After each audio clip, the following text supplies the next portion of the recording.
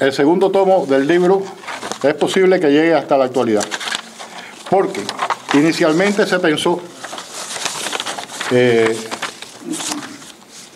hacer una trilogía, hacerlo en 3 tomos, pero últimamente parece más viable la idea de hacer un segundo tomo, seguramente más grueso que este, que abarque hasta el momento actual.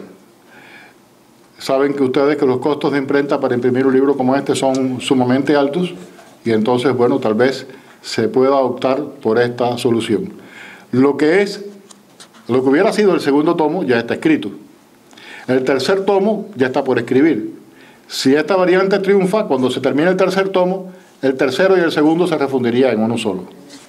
Les puedo agregar que este libro en este momento terminó su traducción al idioma inglés y va a entrar en imprenta dentro de muy poco en Alabama Press, la editora universitaria de la Universidad de Alabama. Así que pronto el público anglosajón podrá leer este libro en inglés.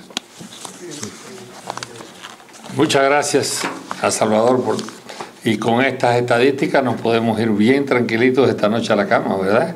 Porque estamos caminando, así que caminaremos en nuestros sueños para seguir cumpliendo con todas estas metas. Vamos a dejar ahora que ustedes tengan preguntas. Adelante, Puente. Bueno, oiga, yo conocía su libro y sé que es magnífico y excelente, y yo quizás esté equivocado, pero tenía entendido que el problema de los Simonelli y los taínos con los españoles es que ellos no resistían el catarro común que tenían los españoles y que esto fue la causa de su desaparición y la muerte de ellos. ¿Es cierto eso o no? Ahí tienes un micrófono ahí. El catarro común tienes que encenderlo, fue la causa principal de la muerte de los taínos y los Simonelli. A lo mejor yo estoy equivocado, una idea que tengo. Gracias. Bueno, el catarro es la enfermedad más difundida en el planeta Tierra. Yo realmente no creo que los españoles tuvieran necesidad de traer el catarro o de llevar el catarro a Cuba. Estoy completamente convencido de que ya en Cuba existía. Ahora, de lo que nos hablan los documentos es de la viruela. La viruela y la escarlatina eran enfermedades graves entre los indios, porque esa enfermedad no existía en América. Los indios se encontraron indefensos, no tenían anticuerpos para combatir aquella enfermedad y sencillamente morían como moscas. Por cierto, la viruela es una enfermedad difícil de curar, aunque usted tenga anticuerpos. Imagínese usted, para aquellas personas y con los conocimientos y las posibilidades médicas de aquella época, pues debía ser espantosa. Tenemos otra pregunta, el doctor Charles Santos Bush. Un comentario sobre las enfermedades fatales de los indios. Se ha probado sin duda alguna que la raza india de América del Norte y del Sur es muy susceptible a la tuberculosis. Fue la tuberculosis en realidad la que consumió a los indios cubanos. Nosotros los investigamos mucho a los indios Navajo en Arizona por más de 15 años, y esa susceptibilidad existe entre los indios de Navajo, y yo sospecho grandemente que esa documentación de tuberculosis es la más importante. Es muy probable. Yo no lo dudo, y a lo mejor cuando él mencionaba ese catarro, que por supuesto es una enfermedad de las vías respiratorias, a lo mejor eso tenía algo que ver con lo que usted dice de la tuberculosis. Ahora, que la raza no desapareció, no desapareció. Solamente voy a situar 2 ejemplos. Durante las guerras por la independencia de Cuba, las guerrillas indias, sobre todo las famosas guerrillas de los indios de Yateras, eran muy temidas por los mambises, por su conocimiento del terreno, por lo práctico que eran en conocer todo el territorio, sobre todo en la provincia de Oriente. Y por parte del Ejército Libertador, pues había todo un regimiento, que era el regimiento Atuey, que era el regimiento de indios cubanos. No se puede pensar que en la Segunda Guerra de Independencia, en el año 1895, hubiera todo un regimiento de indios peleando en el Ejército Libertador y que unos años después se extinguieron los indios en Cuba. Eso sería algo completamente absurdo.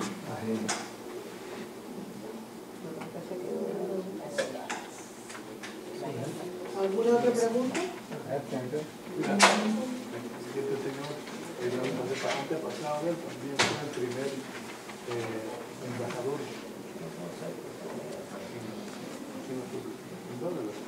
¿Cuál es la pregunta para que se oiga? Me llamo José Vildósola, pero yo le decía a él que el primer embajador de España en los Estados Unidos fue un antecesor mío, Diego de Gardó. Sí, y yo tengo mucha documentación de Diego de Gardó, que incluso original en el papel.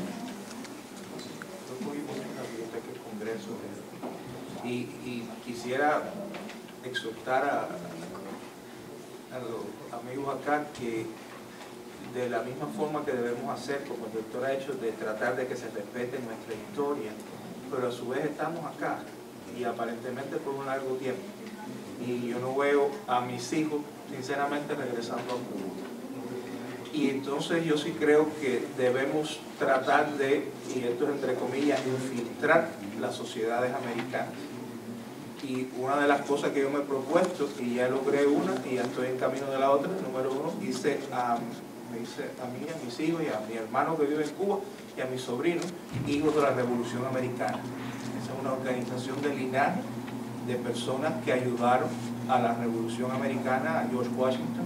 Usted mencionaba las tiendas de campaña, los uniformes, los mosquetes. Era el antecesor mío, el padre de Diego, el que mandaba todas esas cosas desde Bilbao. Y yo logré que se reconociera a él como Él era uno de los agentes del Conde de Florida Blanca. Ajá. Y entonces yo logré que se reconociera eso, y en estos momentos los únicos hijos de la Revolución Americana que existen en Cuba son mi hermano y mi sobrino. Pero además de eso, ahora estoy en el del pionero de la Florida, porque por otra rama los antecesores estaban aquí desde el 1590 y pico. Y entonces yo creo que debemos también, porque es que yo estoy seguro que aquí hay muchas personas que tienen familiares que, y es una forma bonita de dejarle a nuestros descendientes que van a estar aquí por muchos años. Estas cosas tienen que seguir floreciendo y lograr que estas cosas pues se vean más y lleguemos más a donde tenemos que llegar. Bueno, pues, por favor, otra pregunta. La única cosa que te puedo decir, un pasito adelante que se ha dado, es tal vez la impresión de este libro ahora en inglés. Ya es por lo menos algo. Tenemos una pregunta ahí atrás. Una universidad norteamericana haya dado el paso al frente para hacerlo. Por favor. Que teniendo las mismas condiciones, generalmente logran los franciscanos insertarse en San Agustín de la Florida, donde los jesuitas tuvieron que salir. Adelante. Bueno, los jesuitas salen de la Florida por decisión del general de la Compañía de Jesús.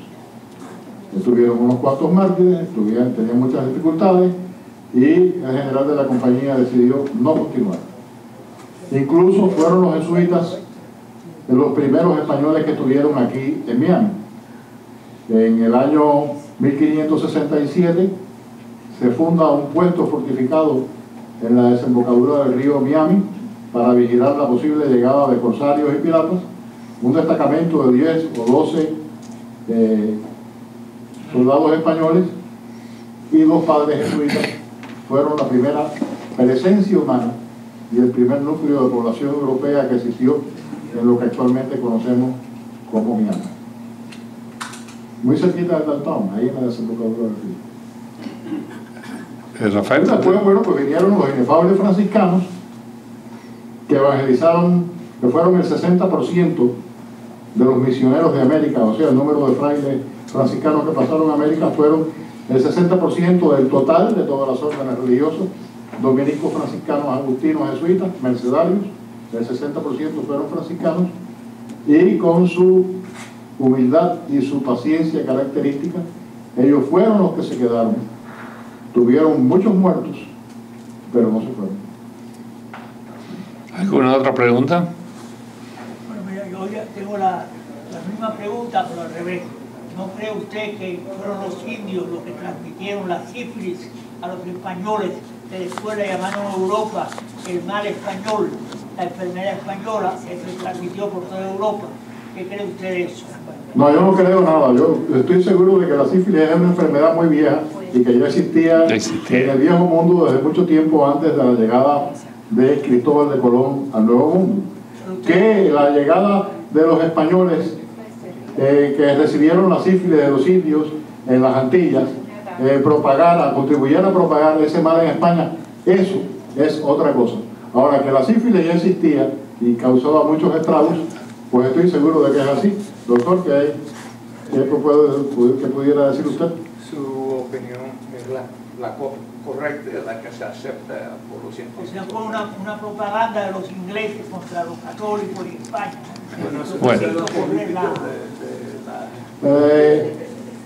La leyenda negra siempre... mira, hay una cosa cierta, ¿no? No fue la única propaganda de los ingleses, ¿no?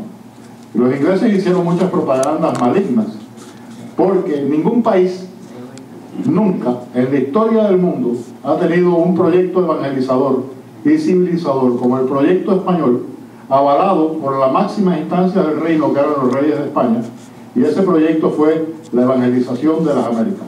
Que después los encomenderos hicieran otras cosas, eso es otro problema. Ahora, como proyecto del reino de España, el proyecto evangelizador de España en el Nuevo Mundo es indiscutiblemente un paso del frente, y que fueron ellos también los que dieron los primeros pasos en materia de derechos humanos, pues es otro hecho incuestionable. Ahora, se le podría preguntar a los ingleses qué hacían ellos con los indios. ¿Los evangelizaban o los llevaban a la hoguera? Porque la política inglesa era tierra arrasada. ¿Bien? Para ellos el indio mejor era el indio muerto. ¿Alguna otra pregunta? María, ¿tú recuerdas, por favor, la próxima... Bueno, Adelante, perdón, Pedro.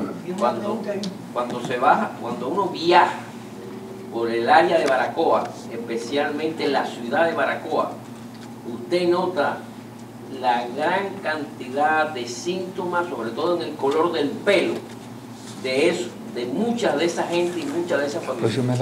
O sea, que 500 años después de la llegada de Colón a Cuba, todavía está ahí presente y viva la presencia de los descendientes de los indios. Que tengan el apellido Martínez o el apellido Pérez o el apellido Rojas. O Rojas, eso es comprensible. Vaya. Que es más común por el nombre Enrique de Rojas, pero se dice, los últimos estudios dicen que alrededor de 30.000 personas en el oriente cubano tienen en su ADN un gran porcentaje de descendencia taína. Y bueno, pues también, como ya dije, pues hay comunidades de indios taínos aquí en la provincia. ¿Y qué hay de cierto de la aseveración de que en el siglo ya XVI, a fines del siglo XVI, muchos de los indios que llegaron a Cuba venían de México, de Yucatán? Pues es cierto. Micrófono, por favor. En Cuba llegaron oleadas de indios yucatecos antes que en México, antes que empezara la trata negrera. Incluso se ha pensado que la imagen de la Virgen de la Caridad del Cobre haya sido confeccionada por un imaginero indio de Yucatán. No solamente porque la Virgen es morena, o por el pelo de la Virgen, sino porque la cabecita de la Virgen de la Caridad del Cobre está hecha de pasta de maíz. Y esa sustancia la hacían los imagineros indios yucatecos para hacer las imágenes de sus dioses primero, y después para hacer las imágenes de los santos católicos cuando ellos se convirtieron a la religión católica. Entonces esa técnica yucateca es la técnica con que fue hecha la imagen de la Virgen de la Caridad del Cobre. Un cuerpecito de madera, de varillas de madera, y después la cabeza y las manos de pasta vegetal. Esto, Monseñor Pedro Nubrice a quien entrevisté sobre esto, bueno, él sabe mucho de esto, bueno, él fue el que me dio toda esta explicación, y es posible que la imagen de la Virgen de la Caridad del Cobre fuera hecha por un indio de Yucatán. Que ese indio estuviera en Cuba o estuviera en Yucatán, pues no lo sabemos. También hubo muchos indios que pasaron a Cuba desde Venezuela. Estos vinieron después de la trata, cuando se comienza a perseguir la trata negrera, ya en el siglo XIX. Bueno, en Cuba se elimina la esclavitud en 1886, fue el último país, pero la trata se había eliminado antes.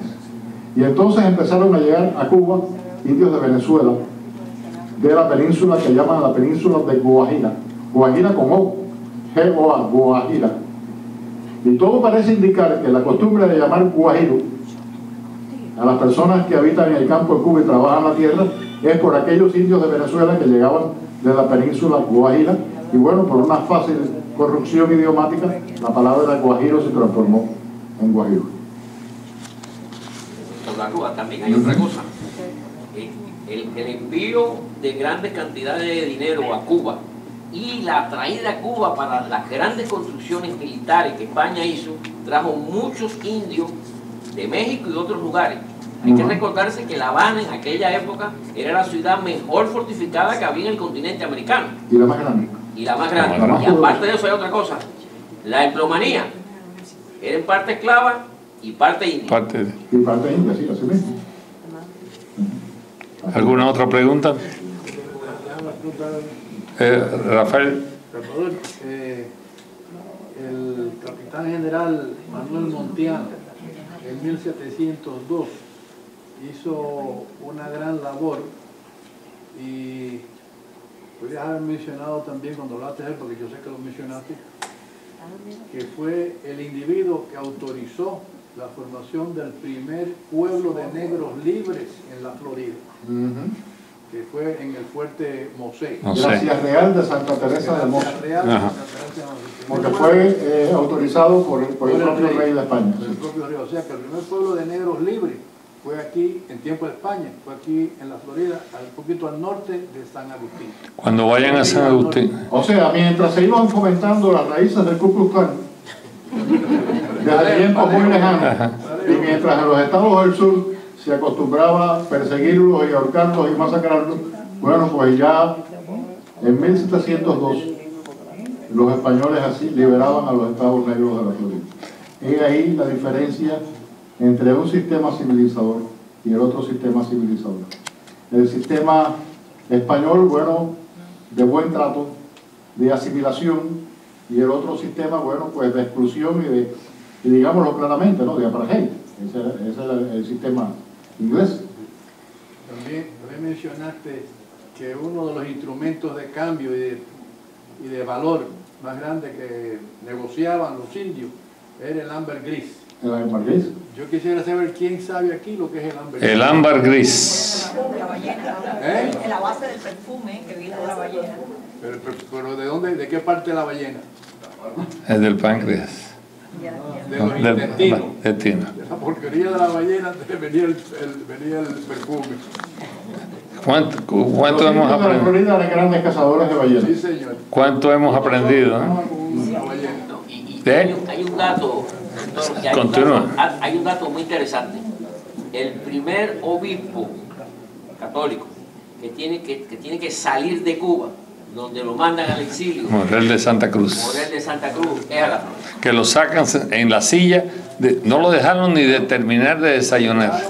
A la colonia de Carolina del Sur, porque era la iglesia, por ahí a la semana lo dejaron venir a San Agustín. Bueno, pero voy a completarte la idea. El primer obispo que vino de Cuba a la Florida, porque vino desterrado, porque en el año 1706, o sea, 60 años antes de que Morel de Santa Cruz viniera a la Florida, Monseñor Diego Belino Ibeles de Compostela, el gran obispo Compostela, nombró obispo auxiliar de Cuba en funciones en la península de la Florida a Monseñor Dionisio Resino y Ormachea, que además fue el primer obispo cubano nacido en Cuba, porque era cubano, y entonces ese fue el primer obispo que hubo en la Florida. Después Francisco de San Buenaventura Tejada, después Santiago José Echevarría y Ayquezúa, que también fue obispo de Santiago de Cuba, y el señor don Pedro Ponce Carrasco. Todos eran obispos cubanos con sede en la Florida. Quiere decir, y esto es otro punto de contacto entre la historia de la isla y la península, que el día que se vaya a hacer la historia de la Iglesia Católica en la Florida, bueno, pues así fue como empezó. Con los misioneros españoles y cubanos, franciscanos, y con los obispos que venían de Cuba. Bueno, y con el obispo de Cuba, porque el obispo de Cuba era obispo de Cuba, Jamaica y la Florida. Yo estaba leyendo... Un comentario nada más. A mí me parece importantísimo de ver cómo se traduce este otro libro al inglés también. A mí me parece una cosa lógica que la Universidad de la Florida, que publica libros y tiene una editorial estupenda, hay que ver cómo se llega. Ustedes trataron, porque ya sé que se hizo este otro en la Universidad de Alabama, pero más lógico es aquí en la Florida. Estamos haciendo algunas gestiones para eso. Y yo personalmente tengo una aspiración que no sé si es cosa un poco loca, pero yo quisiera hacerla, ¿no? Y es la aspiración de reescribir la historia de Cuba, tomando en consideración todas estas cosas que no están tampoco en la historia de Cuba. Y bueno, si hay algo que me avale para esto es precisamente nuestra estancia y nuestra existencia aquí. Porque somos cubanos, estamos aquí, no podemos desligarnos de la historia de Cuba, tampoco podemos desligarnos de la Florida allá. Y las historias de Cuba escritas anteriormente, bueno, tienen tantos problemas, pero tantos problemas, que me parece que dentro de poco va a haber que pensar en escribir otra vez una historia de Cuba. Y también porque pienso o me imagino que más temprano que tarde es posible que seamos testigos de algún cambio importante en la isla y que para ese momento pues hará mucha falta tener esa historia. ¿Pregunta? Usted mencionó un poco de pasada la ayuda que le dio Cuba a George Washington para la batalla de Yorktown, del almirante Gracia. Pero existe una fábula sobre las damas de los diamantes. ¿Usted sabe algo de eso? ¿Usted ha leído sobre eso? Eso tiene mucho de fábula. Es indiscutible que seguramente alguna dama de La Habana apoyó con su dinero y tal vez con sus diamantes. Ahora, dejar todo eso a las damas de La Habana, después, es algo completamente inconcebible. Y si me soportan 3 minutos más, pues cuento la historia. Tenemos pocos minutos. Perdón, pero es que la Florida Power and Light le corta la luz a esto a una hora determinada. Un momentico, por favor, un momentico. No he terminado. Tienes 3 minutos para contestar. Un momentico. La guerra de independencia de los Estados Unidos tiene su origen en las relaciones económicas entre Estados Unidos y Cuba. ¿Por qué? En Cuba la producción de azúcar era muy grande. El azúcar y la melaza de Cuba se vendía a las destilerías que producían ron en Estados Unidos, en Rhode Island. Se producían 14.000 bocollas de ron al año. Esos 14.000 bocollas de ron se cargaban en los barcos negreros, llegaban a África y se los cambiaban a los reyesuelos africanos por esclavos negros. Esos esclavos negros retroalimentaban las plantaciones de azúcar en Cuba y las grandes plantaciones de algodón en el sur de los Estados Unidos. En cierto momento, y no por la causa del té, ni de la guerrita del té, ni de nada de eso, que eso es algo completamente absurdo e infantil, Inglaterra toma parte en el asunto porque quiere vender la miel de sus propiedades antillanas, de sus islas de las Antillas, a las destilerías de Rhode Island y evitar que se siga comprando la melaza cubana para producir ron en los Estados Unidos. Eso creó un grave conflicto porque detuvo la producción de ron, y al detenerse la producción de ron se detuvo la trata de esclavos, y al detenerse la trata de esclavos se paralizó la siembra del algodón, y Estados Unidos en aquel momento pues dependía en gran medida de las grandes plantaciones de algodón del sur.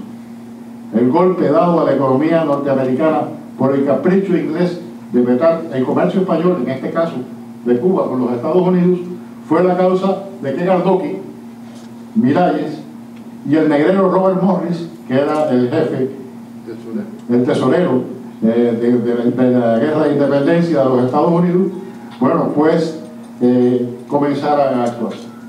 Comienza la guerra de independencia de los Estados Unidos y no es casual que las redes espías fueran cubanos y que el tesorero de la independencia americana fuera Robert Morris.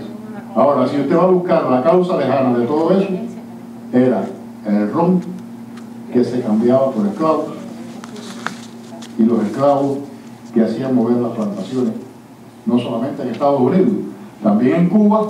Los intereses eran comunes, se concedían créditos mutuamente, se concedían créditos que se hacían pagos con cargo al azúcar y con cargo al ron.